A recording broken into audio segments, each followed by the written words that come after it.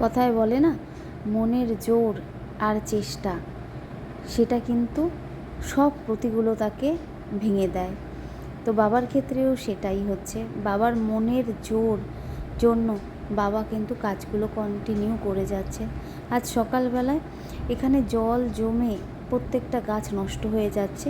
বাবা যেহেতু বড় বালতি তুলতে পারেন না, তো ছোট বালতি করে মাটি নিয়ে আসছেন, এনে এখানে গাছের গোড়ায় দিচ্ছেন, যাতে গাছগুলো বেঁচে যায়।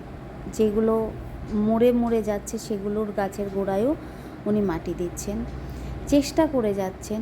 তাই একটা কথা সবসময় মনে পড়ে, এটাকেই মনে হয় বলে হার্ডওয়ার্ক উনি যেটা করেন। আজকে খুঁজতেই পিছনে এসেছিলাম, একজন ডাকছিলেন বাবাকে, তাই এসে দেখি উনি এই কাজগুলো করছেন। বাবাকে কখনোই বারণ করলেও বাবা শোনে না। ওনার মনের জোর আর ইচ্ছা, উনি কন্টিনিউ কাজ করে যান।